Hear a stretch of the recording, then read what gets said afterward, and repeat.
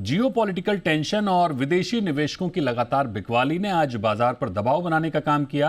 कारोबार के अंत में सेंसेक्स 102 अंकों की गिरावट के साथ 84,961 पर बंद हुआ। निफ्टी 38 अंकों की गिरावट के साथ 26,141 पर बंद हुआ। बैंक निफ्टी 128 अंक फिसलकर 59,990 पर बंद हुआ। आज बाजार पर दबाव बनाने का काम किया ऑटो, पीएसयू और एफएमसीजी शेयरों ने। लाइफ आई के पास मुनाफा वसूली का ट्रेंड आज भी देखने को मिला।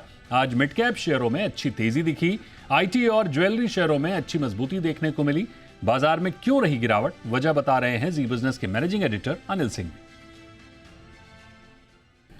भारतीय बाजारों में आज कमजोरी के बीच लगातार तीसरा दिन था जब निफ्टी लाल निशान में बंद होते हुए दिखा। रेंज धीमे धीमे निफ्टी की छोटी होती दिख रही है। आज मुश्किल से 100 पॉइंट, 125 पॉइंट की रेंज में निफ्टी ने ट्रेड किया और बंद होते होते हल्के से नुकसान के साथ करीबन 40 अंकों का नुकसान रहा और बंद हुए हम 26,140 के करीब। नीचे में 26,065 के आसपास अच्छा सपोर्ट लिया। 26,200 को पार नहीं कर पाया। 26,175 के आसपास आई प्रॉफिट बुकिंग भी। जहाँ तक सवाल बैंक निफ्टी का, एक दिन मजबूती एक दिन कमजोरी का जो ट्रेंड है, आज कमजोरी का दिन था और हल्की कमजोरी बैंक निफ्टी में रही भी 125 अंकों के आसपास की। और बैंक निफ्टी की भी रेंज काफ़ी छोटी थी। मुश्किल से 300 पॉइंट की रेंज में बैंक निफ्टी ने ट्रेड किया। ऊपर में 60,050, 60,100 की रेंज में रुकावट दिखी तो नीचे में 59,750 के आसपास स्ट्रॉन्ग सपोर्ट जो है वहीं पर सपोर्ट लेकर बैंक निफ्टी भी 60,000 से थोड़ा नीचे भी नहीं कहेंगे, 60,000 ही कहेंगे। एक तरह से कह सकते हैं कि 59,990 यानी कि लगातार चौथे दिन 60,000 के करीब बैंक निफ्टी बंद होता दिखा। 125 अंकों का ही नुकसान दिखा आपको सेंसेक्स में भी। लेकिन आज के स्टार परफॉर्मर थे मिड कैप शेयर। बहुत ही बढ़िया रिकवरी, 0.5% से ज़्यादा की तेज़ी मिड कैप शेयरों में दिखी और स्मॉल कैप शेयर भी हरे निशान में बंद होने में कामयाब रहे। सबसे बड़ी बात है कि दिग्गजों में दिन के दौरान प्रेशर काफ़ी था, लोअर लेवल से रिकवरी आई।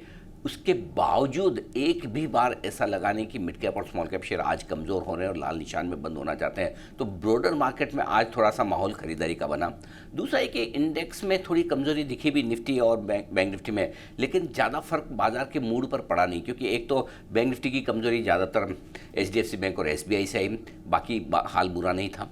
निफ्टी की कमजोरी में आज काफ़ी कुछ योगदान HDFC का तो था ही, लेकिन इसके अलावा ऑटो शेयरों में मारुति स्पेशली जिसमें कमजोरी हुई, लेकिन सामने गोल्ड कंपनियां काफ़ी मजबूत थी। नतियों का सीजन शुरू होने वाला है, उससे पहले IT कंपनियों में तगड़ा उछाल आया, तो कहीं न कहीं से निफ्टी को सपोर्ट मिलता दिख रहा है। रिलायंस हल्की सुस्ती, हल्की कमजोरी के साथ रहा। सो ओवरऑल कह सकते हैं कि बाजार मिले जुले से ट्रेड करते दिख रहे हैं, हल्के से नीचे जा रहे हैं और इसकी वजह यह है हल्की सी बिकवाली FIs की।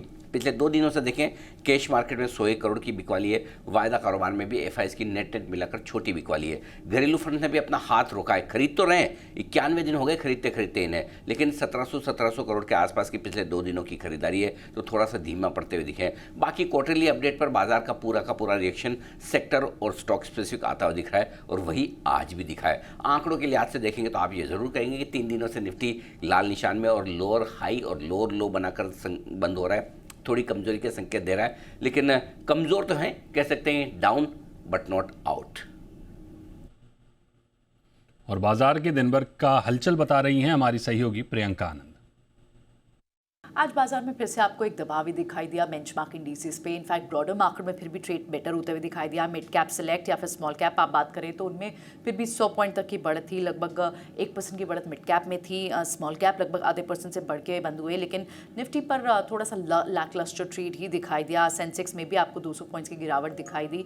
आज बड़े जो रीजंस थे बाजार के लिए वो सिर्फ या तो बिजनेस अपडेट से आए, बढ़ने या घटने के स्टॉक्स में, या फिर ब्रोकरेज नोट्स के रिएक्शंस पर आए। मेजर हाइलाइट्स में ही थे। लेकिन पहले चलिए बात करते हैं निफ्टी के आज की लूजर्स कौन से थे। सिप्ला अपनी एक स्पेसिफिक न्यूज़ के कारण ऑब्जर्वेशन मिली जो इसे 483 ऑब्जर्वेशन, उसके चलते 4% घट के ये बंद हुआ। ऑटो स्टॉक्स क्योंकि कल रफ्तार में थे, कल और परसों, आज थोड़े से घटते हुए दिखाई दिए। मारुति सुजुकी 2.5% नीचे दिखाई दिया।